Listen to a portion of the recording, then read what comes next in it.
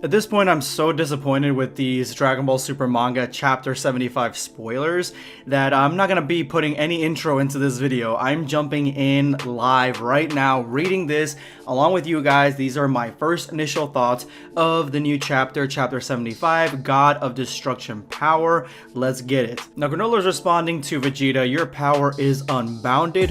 What does that even mean? Yes, Vegeta, we'd like to know that too. Let me know, what does that mean? What does your power mean? Because at this moment, he begins to power up and show us a little taste of that. As we see some of the earlier spoilers and we see the key going flying into Granola, and this key seems to hide Vegeta in it as Vegeta grabs him by his ascot, I guess, his handkerchief around his neck, and says, your head's gotten too big, it's time to take you down a peg. As Granola looks on in fear, and then Vegeta says, get ready for some tough love. I'm getting a lot of vibes in this scene, Vegeta. A lot of tension as we get the vintage headbutt and throw. And I'm sure those eyebrows are strong enough to knock somebody the fuck out because look how big those things are. And Granola goes flying into the distance. Granola tries a recovery, but Vegeta is too fast and knocks him right back down to the ground. And this is kind of the ass kickery that I've wanted to see for a while in this, especially against Granola. And this is what I was initially excited for before I saw how far the ass kicking went, where Vegeta was just cutting through him like nothing. And that's when I realized that young Gigi was involved. At least these fighting scenes seem to be inspired by him. And Vegeta is just having a hell of a good time right here. Granola tries to snipe Vegeta, but Vegeta comes up right behind him again and kicks him back down to the ground, but Granola takes a lot less time for recovery here, and this is where he slams into Vegeta, right into his chest, and Vegeta doesn't seem to be fazed whatsoever, besides a little bit of blood coming out of his mouth, saying how hot and how much he's growing from this battle. Vegeta's a little bit too intense. He's a little bit too excited to take out the last of a species that his Saiyan race failed to exterminate in the beginning. And now it's time for Leaf Hurricane as Vegeta grabs Granola's face and flings him down to the ground into the city that he did not want to be damaged. And the buildings and everything seem to just be getting obliterated by this fight, as Granola is just being used as a handkerchief right now. Honestly, the whole chapter could have been this, ending with the defeat and the running away of Granola. I would have been happy with it. I would have been happy, but I feel like Toyotaro has written himself into a hole here. Let's see how he wriggles himself out of it. More destruction through the city, and Vegeta is just extremely pleased with himself. And this is where we get a little bit of dialogue finally, and Granola says it's like he's an entirely different person. He gets stronger by taking damage, and what a god of destruction. Such a noob. Doesn't even know what a god of destruction is. Like this, how do you guys even like this guy? There's these beings called gods of destruction. Our universe has one, and he's the one who taught me this power. Come on, stop explaining things. Just take him out, man. Take him out right now. He's barely looking at you. You came up behind him. Vegeta has snuck up behind this dude like 3 or 4 different times already. It is time to take his ass out. Stop playing with your food, Vegeta. And Granola asked the question if this was granted to him, and Vegeta says, no, this is my power, but we didn't see Vegeta train at all. Let me say that again. Vegeta did not train at all for this power. He didn't train one bit for this power. He got an earring. Now, he trained off screen from what we heard, or was assumed, but he got an earring. That's what we saw him get. He put it on, and now he can do the power. To me, this was given to him until we see a training montage or something. Our battle has awakened it for the first time, this innate power within me. You mean I drew out this strength of yours? Yes, precisely. I'm grateful, really. Enough nonsense. You're stronger than me? That's impossible. And Granola shoots a blast right at Vegeta as it explodes on contact, and it seems to leave a little bit of residue, maybe some scratches or whatever. But it doesn't look like it's done any damage right now, as Granola is basically just shaken. This is the right trajectory to go. Let's see how Vegeta earns his L. Granola fires a barrage at Vegeta, who seems to be struggling to handle it, as you guys can tell by his face. And Vegeta struggles so much that he actually jumps out of the fray, out of the way, and comes at Granola, who puts up a shield.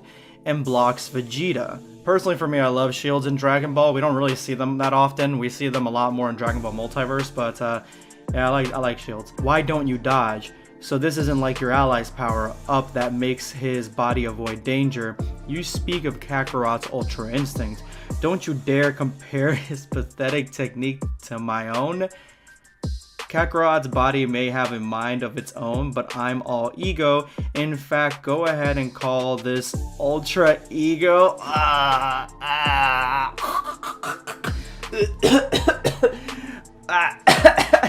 Oh my god. Alright. Okay, should I continue? Should I continue reading this? Oh my god. Ultra Ego. He named it Ultra Ego. This is worse than Golden Frieza. Ultra Ego, bro. Come on, man. Just call it a Kaishin, dude. It was right there, Toyotaro. Right there. Hopefully, is this a translation? Is this a translation error? Is it Ultra Ego?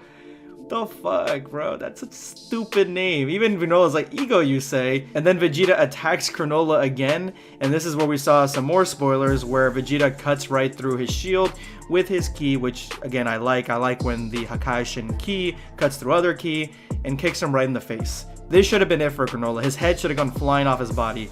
I would have loved to see that. Granola's ancestral city is being destroyed because Granola's dumb. And so the ruins are all getting just torn apart. They're just getting destroyed and decimated. And that is when what's this guy's name?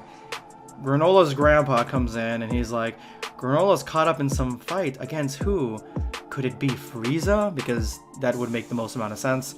Right now they're wasting their time fighting Saiyans, I guess. Or he's wasting his time fighting Saiyans. He should be fighting Frieza. You're not even Frieza. There's no way I'll lose to some third-rate Saiyan grunts. And that's when Vegeta says, I don't know what you've heard, but our home planet Vegeta wasn't wiped out by some enormous meteor strike. It was all Frieza's doing. He destroyed planet Vegeta himself. The Saiyan tribe is yet another push to the brink of extinction by Frieza. Finally, we get to this point. How does Granola screw this up? Now they have something in common. They have something. I mean, the Saiyans were enslaved by Frieza. Like, there should be something here, something that changes Granola's attitude toward Vegeta and the Saiyans here, unless he thinks they're all lies. So Oatmeal in his headset says that this contradicts what you've been told. And Granola's like, YOLO, this does not change anything. My revenge is still valid, and attacks Vegeta even though he believes him.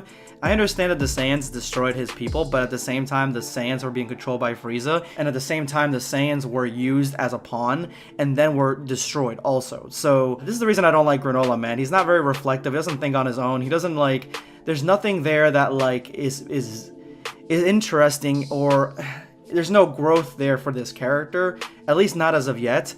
And it might come too late, honestly. He attacks Vegeta again, hitting him in the forehead. Obviously, that's probably the hardest part of Vegeta's body with that brow of his.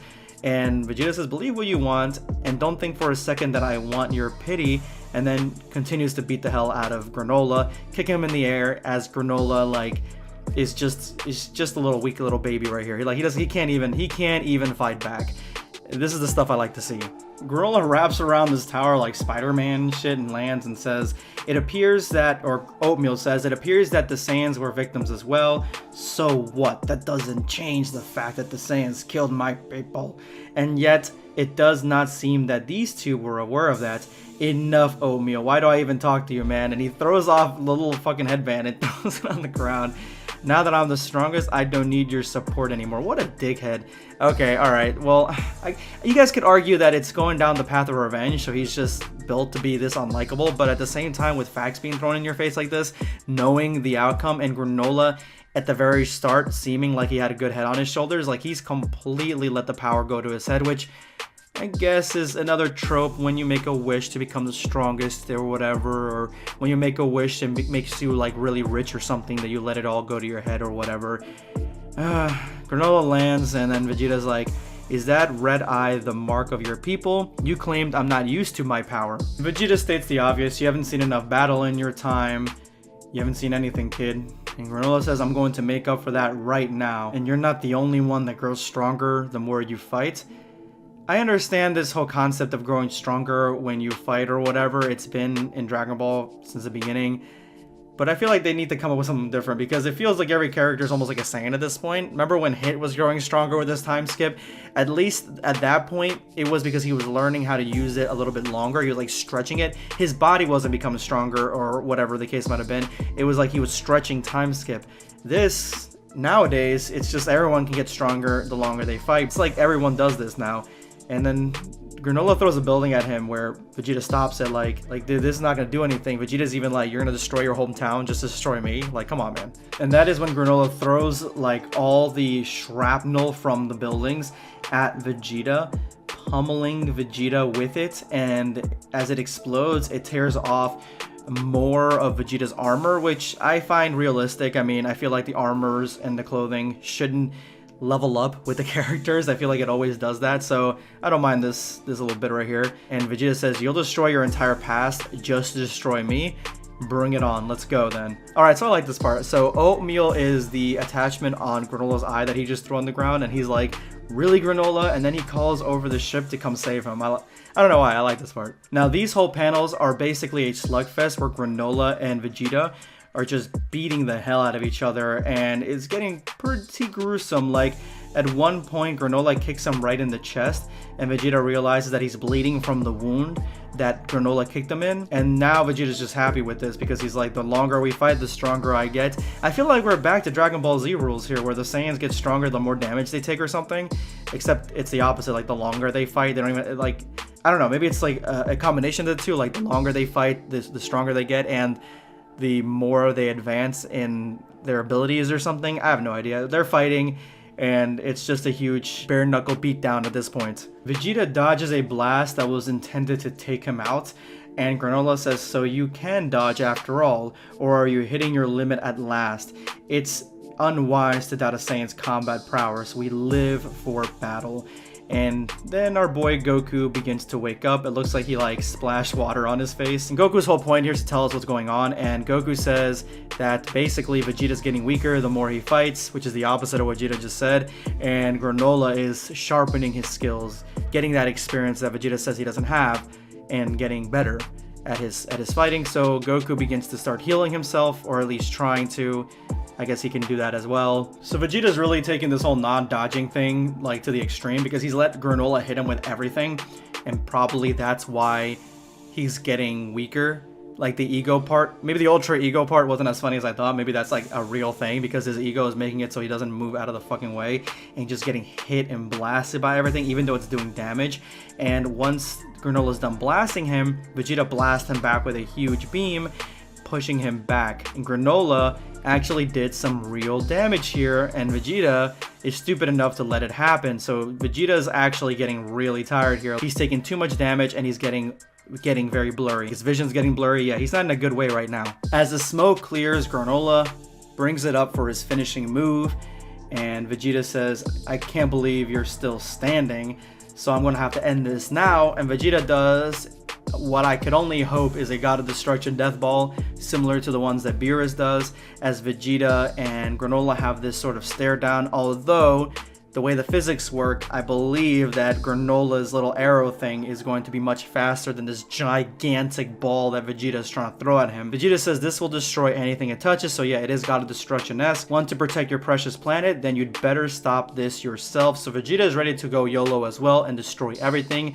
and basically picture himself as the bad guy here, as Granola is pictured himself as the good guy here trying to stop Vegeta. It's like Granola's the main character at this point, and Vegeta is the bad guy. Here is that ego again. Vegeta says, oh, you're a brave one, because Granola's not standing down, and then he throws the death ball he throws it at Granola, and then Vegeta realizes at the last moment that his left eye has turned red too. It's not just his right eye, so now both hands, I guess, have sharpened skills of not being able to miss. So they basically had themselves a Mexican standoff here, and Granola came out with an ability clutch, I guess. Classic catchphrase from Granola here. Eat this. Very classic. And then the beam cuts through the sphere, blowing it up right in Vegeta's face. Okay, so the people saying they're waiting for the context honestly is much worse than what we thought of yesterday. it's much worse. This is much worse than yesterday's spoilers. The context is terrible here. I knew the context was going to save it. I knew the context was not going to save this, and it did not, because it explodes right in Vegeta's stupid face. And this explosion obviously is felt by everyone as we get the infamous manga panel leak, where he is just laying there defeated, and Vegeta's like, how did he do that? I have to thank you, Saiyan. You're responsible for drawing out this power of mine.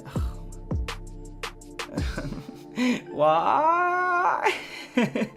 So Vegeta is there to make the bad guys stronger, as Vegeta now is the one gasping in surprise, like, oh my god, what happened? What did I do? How could this have come out this way? What could I have done differently? And Toyotaro knows how to play with my feelings here, because my girl Maki is here at the very end of this chapter trying to save it. But I'm sorry, Maki, your cuteness ain't enough to save this, because they're looking out in the distance, the smoke, the destruction, and they want to know what's going on. What just happened? What was that explosion? And Oil says that's just Granola fighting. And Count Dripula over here says, I was sure Granola would lose this fight soon, but I guess the battle's still undecided. I mean, maybe if Vegeta gets the cheap shot next chapter, maybe, or Vegeta and Goku come in and try to get the fight handle themselves, maybe. But the heaters are just keeping them fighting against each other, wearing them down, which I think the heaters honestly are the best part of this whole thing right now. And it's just as they planned. They'll wipe each other out, and that's good. But they're reaching their location to eventually find a Dragon Ball, so that way their wish can be granted. If their wish is to make it so Elec is the strongest dude, not Granola, it's gonna be so stupid. Again, this is dumb. This is probably one of the worst. This is the worst one in this arc, in my opinion. But this is one of the worst ones in the entire manga. Like, this is just bad. This is just bad writing, honestly. Like, even Vegeta didn't do any move that was like specifically God of Destruction-esque. Like, nothing that seemed like Beerus taught him anything. It was just that he was in the new transformation fighting like Vegeta does. He wasn't taught anything by Beerus. This is what happens when you rush transformations and you rush training, supposed training, you know? It comes out messy like this. And like I said it yesterday. Yesterday was the day, and today specifically marks the day that the Dragon Ball Super manga died. I will keep reviewing it because I don't think anybody else is going to call out the shit that I'm calling out right now. And so I'll keep reviewing it and calling out the good and bad. But right now it's bad, and I have no expectations, no positive expectations for the future of this chapter, of this arc specifically, because you never know. They could change in the next arc and actually do some stuff that actually means something or something. I don't know, but I highly doubt it. Thank you guys so much for watching. This is going to be Blackscape signing off. Take care, guys. Subscribe for more content.